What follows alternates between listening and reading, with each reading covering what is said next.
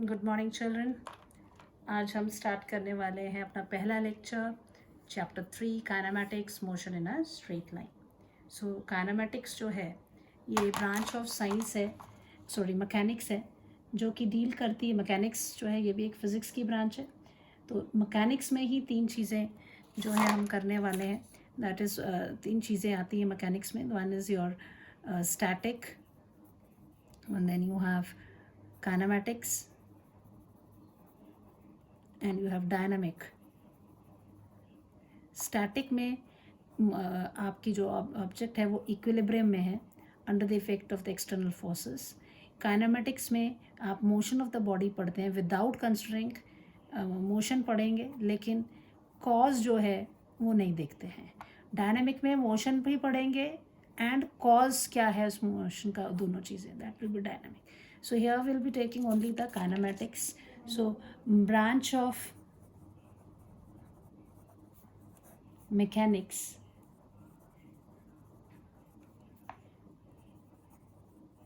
which deals with the motion of an object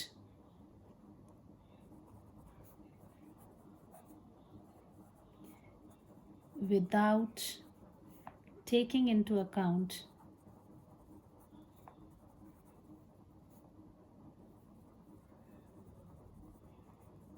the cause of motion is kinematics. This is kine, that is for the, this part is for motion. This is matics part, that is maths. We can say that maths of, it will have maths of motion is in kinematics. ठीक है, now इसमें कुछ terms हम use करेंगे। Using that terms, that is a point object word use हो रहा होगा। तो ये कोई एग्जाम में पूछता नहीं है, just for a feel of the subject, तो आपको पता लगे है क्या क्या करने वाले हैं। तो ये जो, अगर जो ऑब्जेक्ट की साइज़ बहुत छोटी है, पॉइंट ऑब्जेक्ट है, object whose size is very small, object whose size or dimension is very small as compared to the distance covered.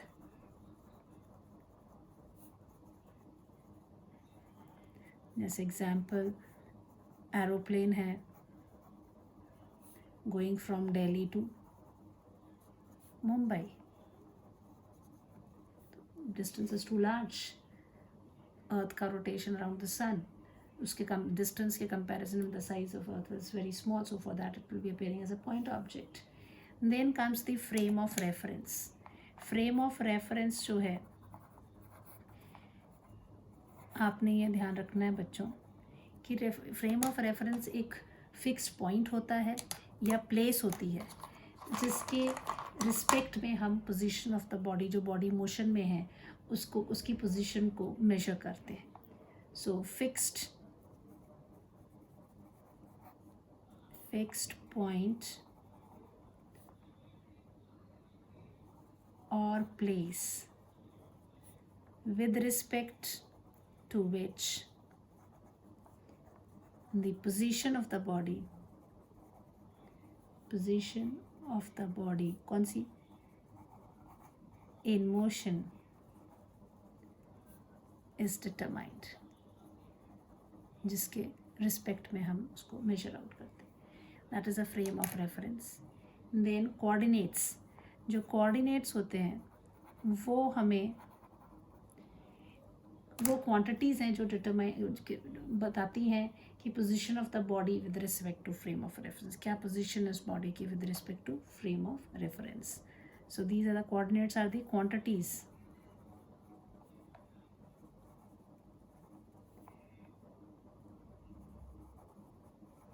which determine the position of the body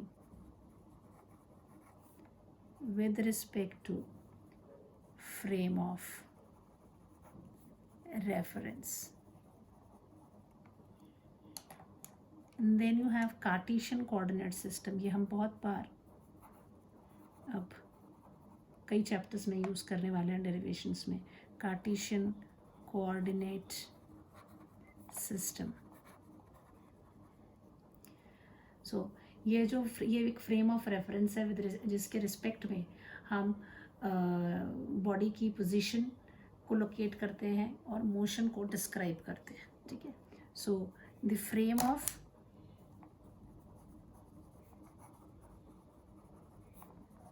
reference with respect to which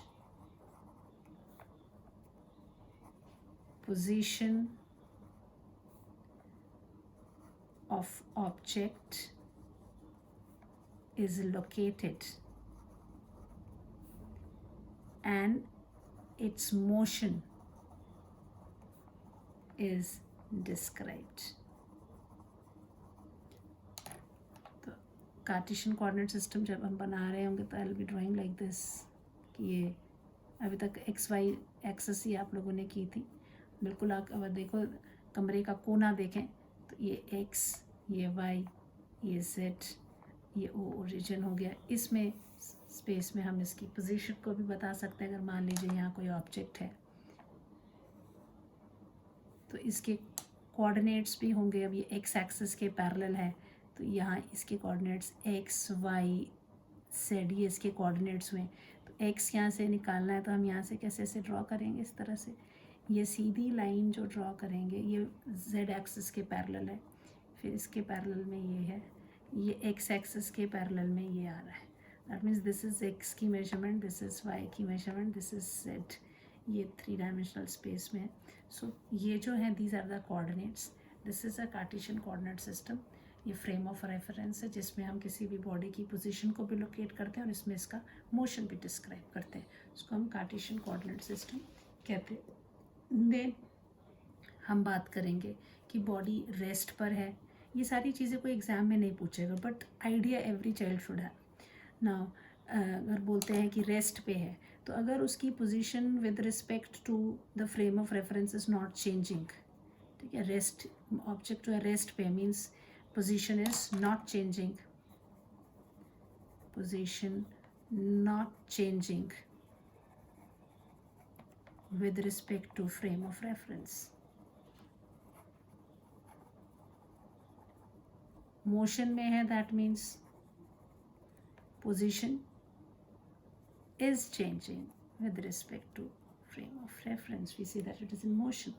इसमें कई बार थोड़ा घुमा के question reasoning में दे देते हैं. क्या possible है, कोई बॉडी है, कोई ऑब्जेक्ट है जो रेस्ट पर भी है और वो मोशन में भी होगी. सो आपका ये is it possible to have an object at rest as well as in motion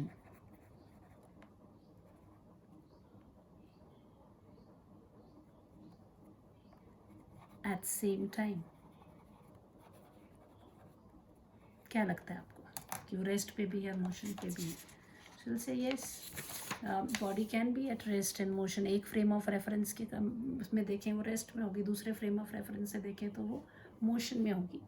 So yes, it is possible to have an object at rest as well as in motion at same time. Example: a person sitting in a bus is sitting in a moving bus. is in motion with respect to person standing on earth, standing on bus stand कह लीजिए, मतलब अर्थ के frame of reference से वो motion में है. Person sitting in a moving bus is in motion with respect to person standing on the bus stand, whereas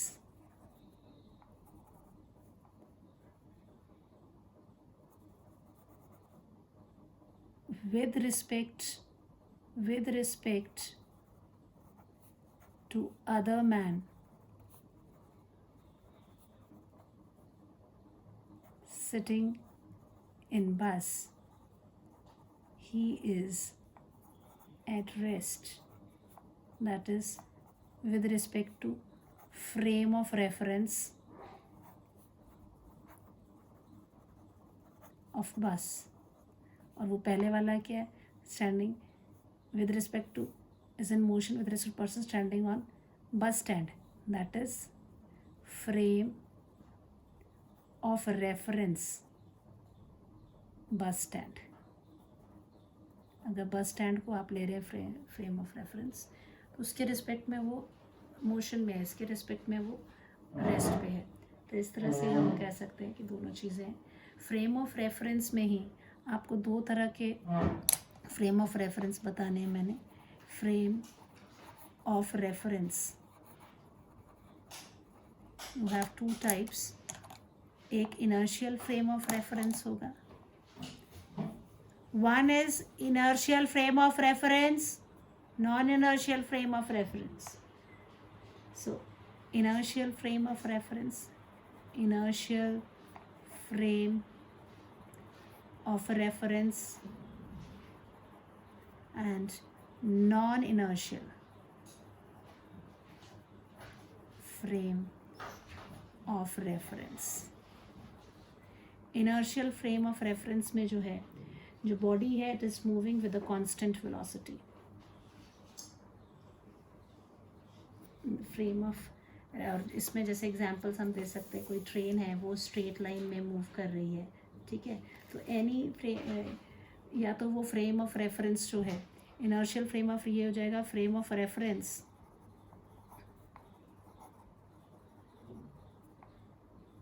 at rest कह लो, or moving with constant, with uniform कह लो, uniform constant velocity. ये इसमें आ जाएंगे. यहाँ पर जो है the velocity is changing, that means an accelerated frame of reference is there. So if the frame of reference is moving with variable velocity, uniform velocity नहीं है, it's a variable frame of reference is moving with variable velocity, that is it's accelerating. तो वो non inertial frame of reference में आ जाएंगे. इधर पे आप अगर एग्जांपल्स देखना चाहो तो जैसे आप इसमें कह सकते हैं कांस्टेंट वेलोसिटी से मूव कर रहा है, तो कोई ट्रेन है वो सीधी जा रही है, रॉकेट, मोशन ऑफ रॉकेट कह लीजिए, rocket moving with constant velocity relative to earth. इसमें जैसे बस मूविंग ऑन हिली रोड, चेंज होती रहती है स्पीड, ज़्यादा कम, फिर या मूविंग मैरी गो राउंड, झूला होता है वो गोल गोल घूमता है, मैरी गो राउंड और any rotating frame of reference, कोई भी रोटेटिंग फ्रेम ऑफ रेफरेंस जो होगा वो सब non inertial frame of reference में आएंगे, ठीक है। ओके, नाउ कम, ये इतना तो just all things are ideas में से इम्पॉर्टेंट यही वाला चीज़ थी। कई बार ये क्वेश्चन 2 मार्क्स में आ जाता है, अदरवाइज ये सारी चीज़ें तो आप आइडिया के लिए है। Now comes the motion in 1, 2, 3 dimensions हमने पढ़नी है। तो अब कोई भी इसमें ज़्यादा डिटेल में नहीं मैं जाऊँगी, आपको कार्टेशियन कोऑर्डिनेट सिस्टम बता दिया कि कार्टेशियन कोऑर्डिनेट सिस्टम कैसा होता है कि ये है, इसकी एक एक्सिस है, दूसरी एक्सिस है, ये आपकी होगी एक्स, ये होगी आपकी वाई, ये हो गया जेड, ये हो गया ओरिजिन। आप कहीं को भी कुछ ले सकते हैं एक्स वाई जेड, ठीक है। कई बार वो जेड ऊपर लिया होता है, तो हार्डली मैटर्स। ये तीनों एक्सिस आपस में परपेंडिकुलर है। जैसे आप अपने कमरे में देखेंगे तो कमरे का कोना है ना, वहाँ पे ये 3 एक्सिस हो गई। तो यहाँ पर कोई भी आपको किसी की पोजीशन दिखानी है, सो इफ दिस इज, ये पॉइंट है, इसकी पोजीशन दिखानी है, तो हम जब किसी की पोजीशन दिखाते हैं तो हम ऐसे सीधा पैरेलल में, वाई एक्सिस के पैरेलल में आ रहा है ना, ये ऐसे इस तरह से। तो ये कोऑर्डिनेट हो गया, ये इधर पे ये जेड के, ये चीज़ जेड हो गई, ये वाई मैंने यहाँ लिया है तो ये वाई हो गया पूरा। और जिसके ये पैरेलल आ रहा है, किसके पैरेलल आ रहा है, एक्स के पैरेलल आ रहा है, तो दिस इज़ एक्स, तो ये इसके कोऑर्डिनेट हो गया एक्स वाई जेड। तो इसमें 1 डायमेंशन, 2 डायमेंशन, 3 डायमेंशनल मोशंस हमने पढ़ने हैं। सो मोशन इन 1 डायमेंशन पहले देखेंगे क्या है। कई बार ये क्वेश्चन भी एग्जाम में आता है, मोशन इन, बड़ा सिंपल सा होता है, बच्चे इसको भी छोड़ देते हैं। 1 डायमेंशन, तो ये कोई भी मोशन जिसमें ये 3 जो कोऑर्डिनेट इसकी पोजीशन को रिप्रेजेंट कर रहे हैं उसमें से केवल एक कोऑर्डिनेट टाइम के साथ चेंज होता है, we say that it is a 1 dimension, it is 1 dimensional motion. So if out of 3 coordinates representing the position of the object, 1 changes with respect to time, then motion is called 1 dimension.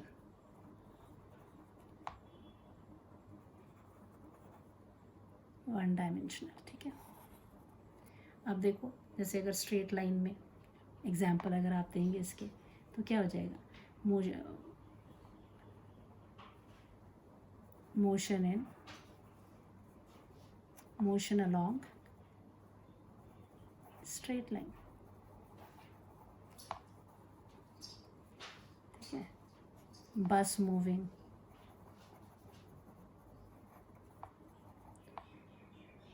on a straight road,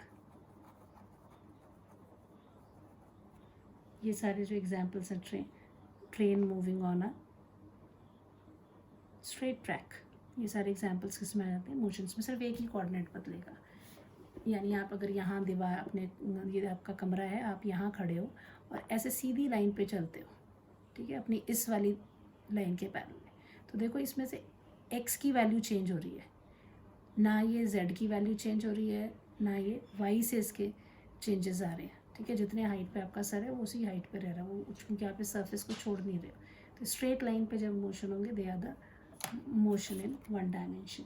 Then you have motion in 2 dimension.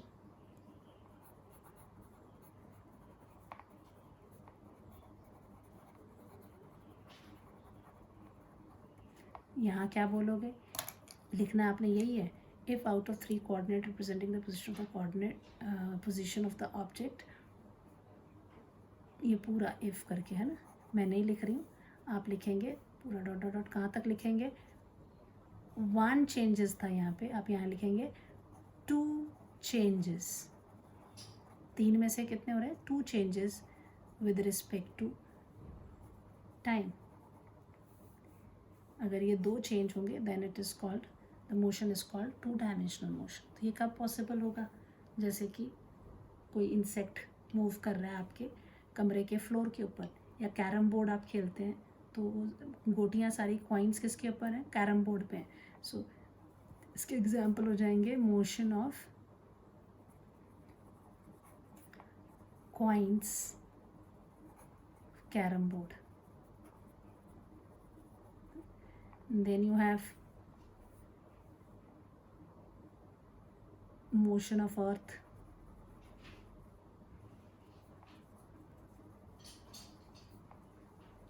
around the sun. Motion of insect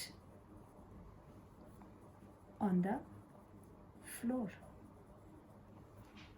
Then come motion in 3 dimension. ये straight line में होगा, 2 dimension का होगा plane में. ठीक है, 1 dimension straight line में, 2 dimension plane में. इस प्लेन को नहीं छोड़ेगा, चाहे ये ऊपर वाला प्लेन हो चाहे ये वाला प्लेन हो, किसी प्लेन को नहीं छोड़ता. और बिल्कुल फ्री स्पेस में मूव कर रहे हैं, नहीं तीनों कोऑर्डिनेट्स चेंज हो जाएंगे तो फिर वो 3 डायमेंशनल हो जाएगा. इसमें कैसे लिखोगे, if out of 3 coordinates representing the position of the object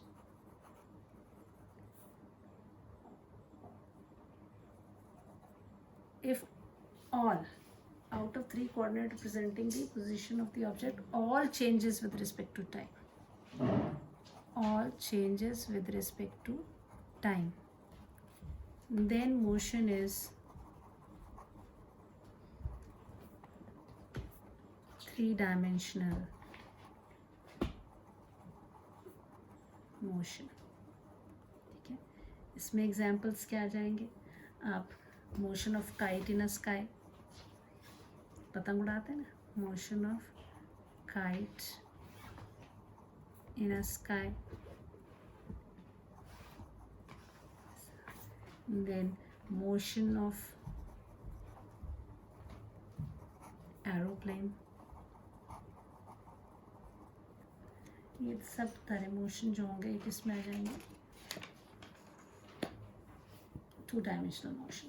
ठीक है, यहाँ सो ये बात इनकी. अब आता है मेन मुद्दे पे जो हमारा चैप्टर जिसके उस पर हम आने वाले हैं, that is the 2 physical quantities, distance and displacement. ये बहुत आप 7th क्लास से सुनते आ रहे हैं, डिस्टेंस एंड डिस्प्लेसमेंट.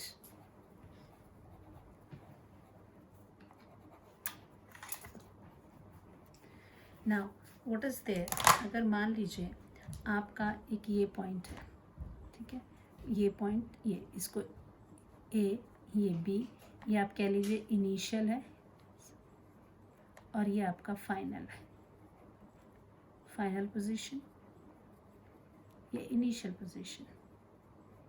अब यहाँ से मान लीजिए ये ऐसे ऐसे ऐसे ऐसे से घूम के यहाँ पहुँचा. एक ये रास्ते से भी जा सकता है, एक ये ऐसे पहुँच गया और एक ये ऐसे पहुँच गया. ठीक है, ये दूसरा रास्ता हो गया, ये हमारा तीसरा रास्ता हो गया. तो ये तीसरा रास्ता ये तो शॉर्टेस्ट है, सबसे छोटा वाला शॉर्टेस्ट.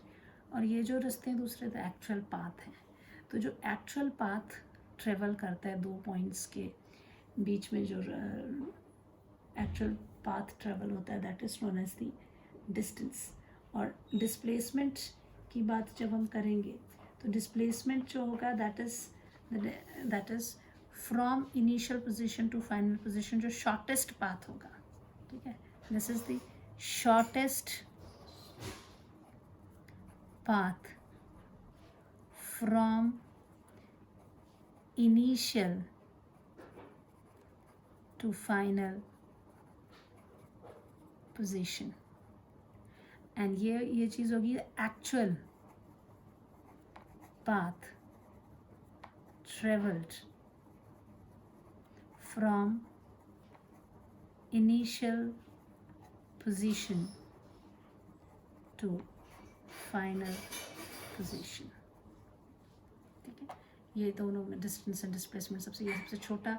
अब आप देखो ना कि इस डिस्टेंस और डिस्प्लेसमेंट में क्या लग रहा है, ये शॉर्टेस्ट है, मतलब ये तो छोटा ही होने वाला है डिस्टेंस से, लेकिन ये बराबर भी हो सकता है क्योंकि ये रास्ता भी मना थोड़ी है उसको शॉर्टेस्ट वाला डिस्टेंस ट्रेवल करना, वो इस रास्ते से भी जा सकता था. यानी जो डिस्टेंस है वो डिस्प्लेसमेंट के या तो बराबर होगा या उससे ज़्यादा होगा. So distance is always more than और equal to the displacement.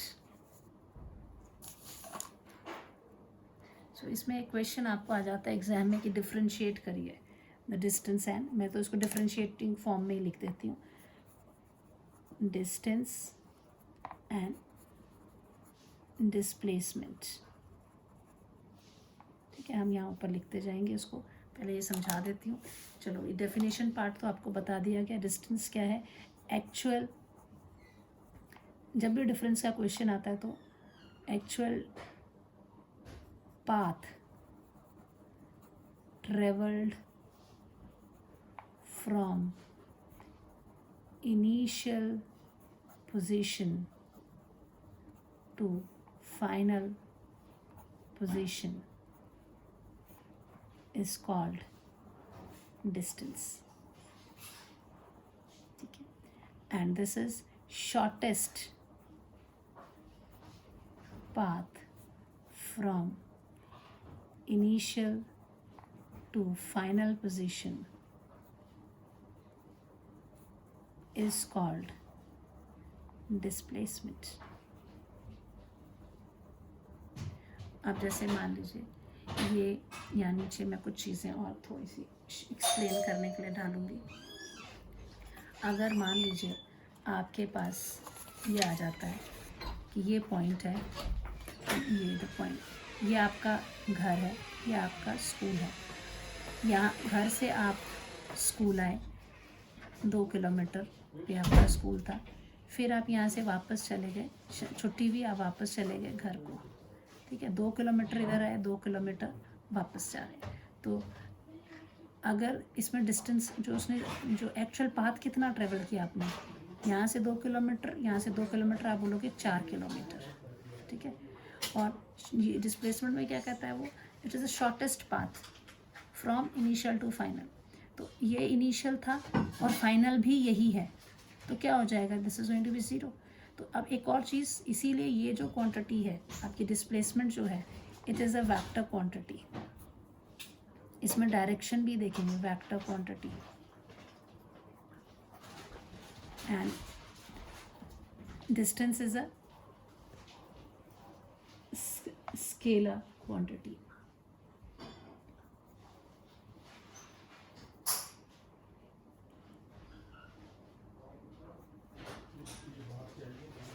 So here you have the quantity, distance and displacements. Final position and initial position भी आपने देख ली. अब ये देखिए, ये अगर आप वापस घर आ गए तो यहाँ डिस्टेंस क्या हो रहा है, 4 किलोमीटर, दिस इज डिस्टेंस.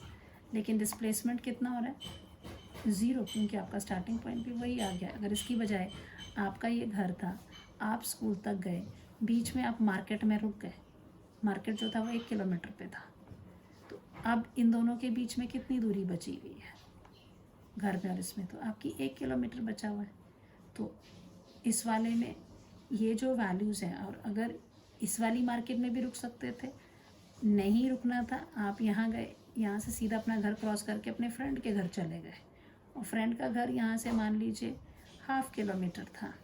ठीक है, तो आपका स्टार्टिंग पॉइंट तो ये, यहाँ से आप डिस्टेंस मेजर कर रहे थे, 2 किलोमीटर आप यहाँ गए, 2 किलोमीटर आप यहाँ आए, फिर उसके बाद आधा किलोमीटर और आगे निकल गए, तो नेगेटिव डायरेक्शन में जा रहे हैं.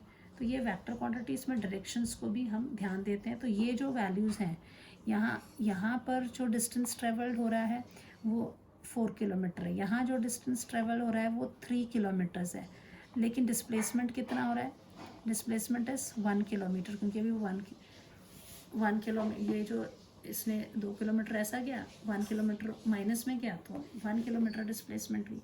और यहाँ वाले में क्या हो जा रहा है, ये 2 किलोमीटर ऐसे जा रहा था, अगर ये यहीं वापस आ गया होता तो ये 0 था, लेकिन अगर और इधर चला गया तो डिस्प्लेसमेंट क्या हो गई यहाँ पे, -1/2 किलोमीटर कि जो मेजरिंग पॉइंट उससे नेगेटिव साइड को चला गया। तो इसका मतलब डिस्प्लेसमेंट जो है वो पॉजिटिव भी हो सकती है, वो नेगेटिव भी हो सकती है, वो 0 भी हो सकती है। एंड जो डिस्टेंस है ये हमेशा ही क्या होता है, it is always a positive quantity, ये आपका पॉजिटिव ही क्वांटिटी रहेगा। सो डिस्टेंस, तीसरी पॉइंट में हम ये लिख सकते हैं कि distance travel is always, distance is always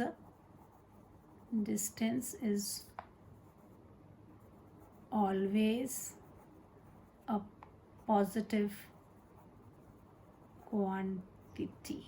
ठीक है, ये हमेशा पॉजिटिव क्वांटिटी है। Displacement can be positive, negative और 0। तो पॉजिटिव है, नेगेटिव का मतलब कम हो गई, 0 भी इसकी वैल्यू एग्जिस्ट कर रही है। सो ये जो first point, second point, third point, fourth point, जो डिस्टेंस है वो शेप पाथ फॉलोड पे डिपेंड करता है, जबकि डिस्प्लेसमेंट जो है वो पाथ फॉलो पे, जैसे टेढ़े मेढ़े रास्ते से जा रहा था, अभी ड्रॉ किया था मैंने आपको, डायग्राम ड्रॉ करके दिखाया था, कि ऐसे टेढ़े मेढ़े रास्ते से जा रहे हैं, ये सीधे रास्ते से जा रहे हैं। तो ये जो डिस्टेंस है, ये डिस्टेंस ट्रेवल जो है जो डिपेंड करता है on the shape of the path followed. ठीक है, distance depends on the shape of the path followed। और ये जो है डिस्प्लेसमेंट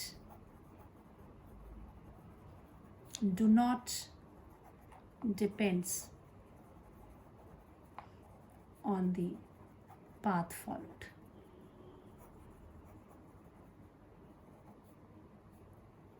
It depends on, किस पे डिपेंड करता है, इनिशियल एंड फाइनल पोजीशन।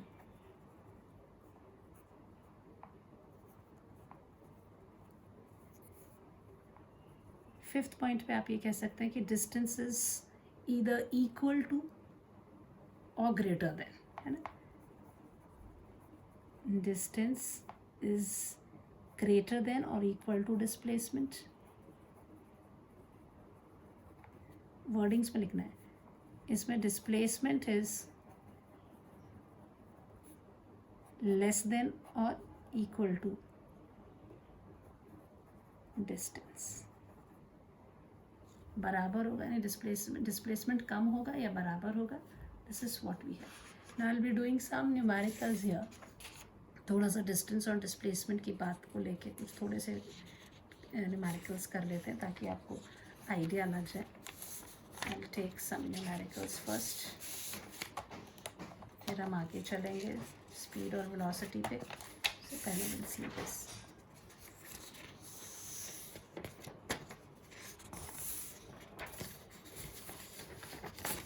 अब आपको ये कुछ एग्जाम ड्राइंग में पाथ्स दिखा रही हूँ।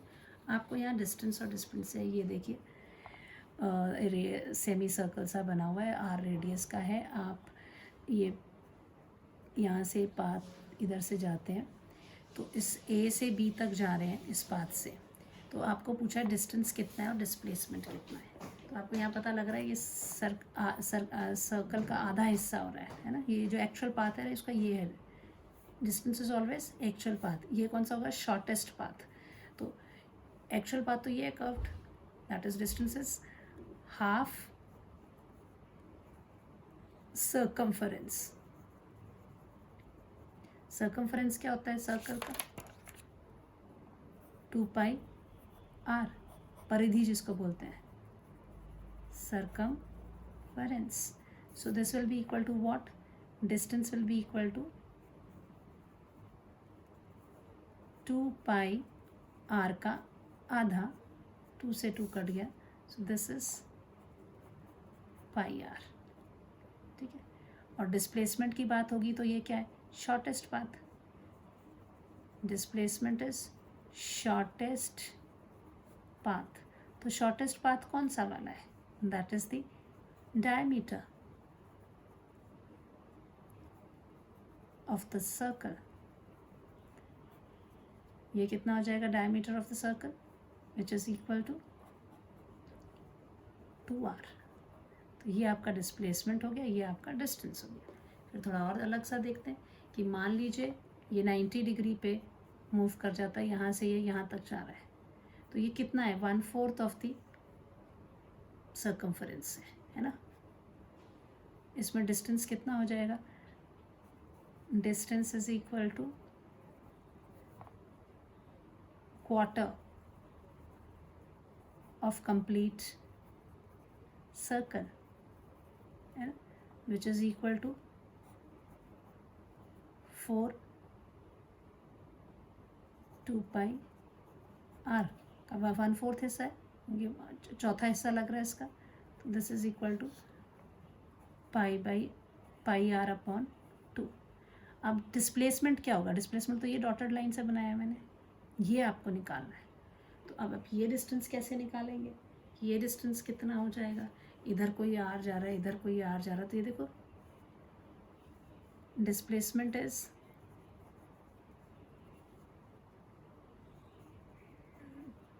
डॉटेड लाइन ए बी है ना, शॉर्टेस्ट वही है, which is equal to what, ये क्या है, इस ट्रायंगल का हाइपोटेनस हो गया, हाइपोटेनस ऑफ ट्रायंगल कौन सा वाला, AOB। तो कितना हो जाएगा, under root of r² plus r² under root 2r², so I can write r under root 2, this will be the displacement. आप थोड़ा सा जनरल ले लेते हैं कि अगर मान लो थीटा एंगल दे देते हैं तो हम कैसे करेंगे, ठीक है। तो अगर आप देखो पूरा सर्कल बनाता है, अगर मैं इसको एंगल और डिस्टेंस की बात करूँ, एंगल लेते हैं और डिस्टेंस लेते हैं, ठीक है। अगर एंगल 360 डिग्री है तो डिस्टेंस कितना होता है, 2πr, क्योंकि पूरा चक्कर सर्कमफरेंस है। अब अगर एंगल थीटा है तो ये कितना हो जाएगा, this will be equal to what, distance will be equal to 2πr into theta divided by 360. So this is equal to πr theta upon 180. आप चेक कर लीजिए, जब ये 90 डिग्री है, राइट, चेक करना है, so you can check, let's check, है ना। If theta is equal to 90 degree तो डिस्टेंस कितना हो जाएगा,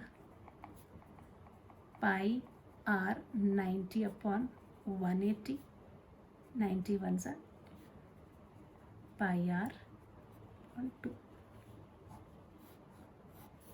ये देखिए और ये देखिए आ गया सेम। तो दिस इज द रिलेशन। ये आपको डिस्टेंस का याद रखना है कि डिस्टेंस जो होता है that is given as if the angle is there. तो आप डायरेक्ट पूरा कैलकुलेशन करने की बजाय, तो पहले तो सिंपल थे ना तो इजीली हो गए, लेकिन ज़रूर थोड़ी कि आपको हमेशा थीटा ही हो, ये 90 डिग्री दे या 180 होता है, तो देखो इसकी जगह 180 है, 180 से 180 कटना था, πr आ जाना था, ये वाला आपने चेक भी कर दिया इसमें, है ना। अब लेते हैं, अगर मान लीजिए ये एंगल डिस्प्लेसमेंट भी निकाल लेंगे। अब डिस्प्लेसमेंट में ये हो जाएगा कि you have R here, you have R here, theta is the angle between that. तो अगर इस ट्रायंगल को मैं बाहर ले लूँ, ये भी आपको ना एक्चुअल में पढ़ाया नहीं है ना, पर वैसे आपको जो याद रखना है कि जो डिस्प्लेसमेंट होता है that is always given as, मैं इसको थोड़ा कलर से लिख देती हूँ, कि जो डिस्प्लेसमेंट है that is given as 2r, circular path पे जब भी ये जाते हैं, साइन थीटा बाई 2। ये आपका फॉर्मूला है जो आपको याद रखना है, क्योंकि मैं भी आपको प्रूफ करके भी दिखा दूँगी इसको कैसे आया है। लेकिन आपको ये फॉर्मूला अगर याद रहेगा कि कभी भी सर्कुलर पाथ पे जाते हैं तो हमें कैसे डिस्प्लेसमेंट निकालना होता है। ये तो सिंपल वाले थे तो मैंने करके दिए।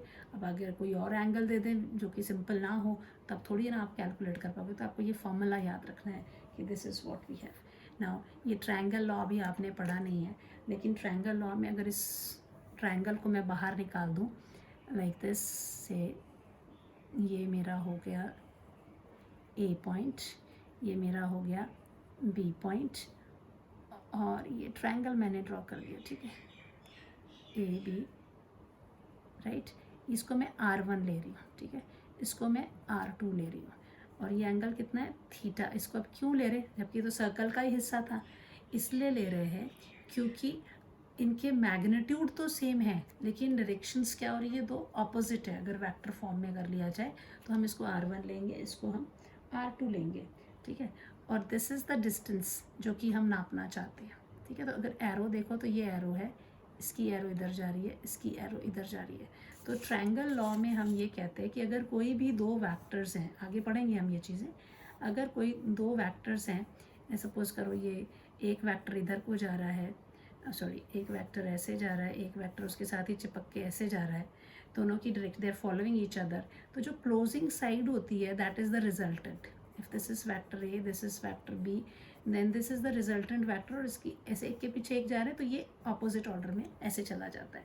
तो अब इनकी ऑर्डर्स को देखो ध्यान से, अब ये ऐसे जा रहा है, ये ऐसे जा रहा है, और इसका ऑर्डर क्या ऑपोजिट है। तो इसका मतलब क्या हो जाएगा, यहाँ पे इस वाले एक्सप्रेशन को देखोगे तो ये क्या है, this is R1 plus D is equal to R2, यहीं लिख देती हूँ, from triangle law R1 plus D is equal to R2, और I can say D is equal to R2 minus R1।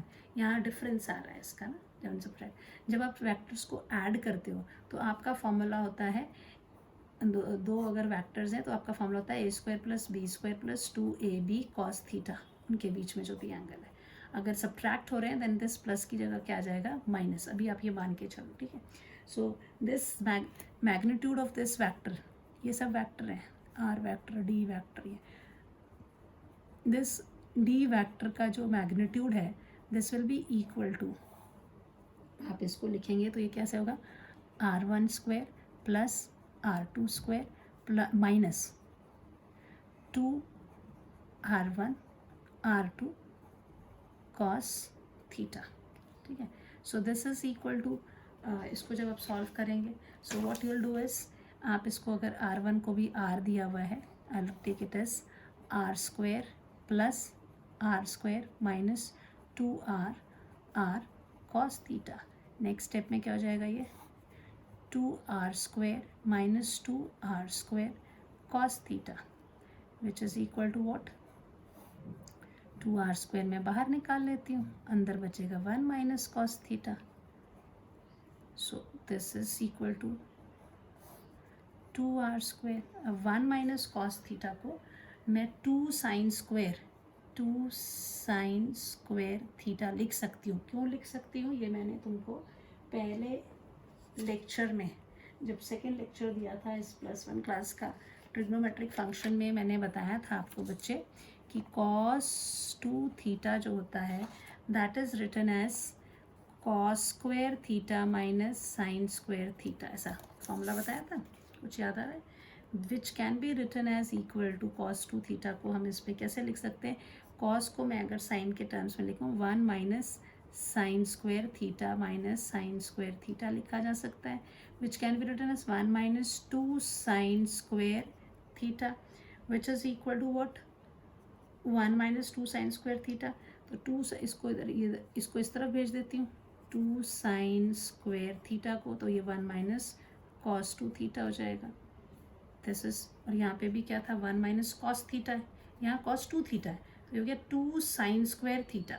तो अब ये इधर खुद ही थीटा है तो ये क्या हो जाएगा, थीटा बाई 2, पता लगा, क्योंकि ये जो 1 माइनस कॉस थीटा होता है 2 साइन स्क्वायर थीटा है, और आपका क्या था 1 माइनस कॉस थीटा, तो ये 2 थीटा है तो थीटा है, तो अगर ये खुद ही थीटा है तो ये क्या हो जाएगा, इसका आधा है ना, तो इसका थीटा का आधा क्या हो जाएगा 2 साइन स्क्वायर थीटा बाई 2, तो इसीलिए यहाँ लिख दिया। अब ये कितना हो गया आपका under root of 4r² sine square theta by 2। आगे जो मैंने ऊपर फॉर्मूला दिया था, 4 का 2 बाहर निकल गया, r² का r निकल गया, साइन स्क्वेयर का साइन थीटा बाई 2। तो ये फॉर्मूला आपको याद रखना है, ठीक है। तो ये फॉर्मूला आपको याद है तो आप कोई भी एंगल पे निकाल सकते हो। देखो एक और क्वेश्चन लिया मैंने डिस्टेंस डिस्प्लेसमेंट का। अगर आप यहाँ पर देखते हैं तो इस वाले में क्या हो जाएगा, डिस्टेंस कितना हो जाएगा, डिस्टेंस हो जाएगा पाई r थीटा की जगह क्या लिखेंगे 120 डिवाइडेड बाई 180, 0 से 0 कट गया, देन 2 6 2 9 3 2 3 3 तो इट इज़ 2/3 पाई r, ठीक है। This will be the distance. और डिस्प्लेसमेंट कितना हो जाएगा,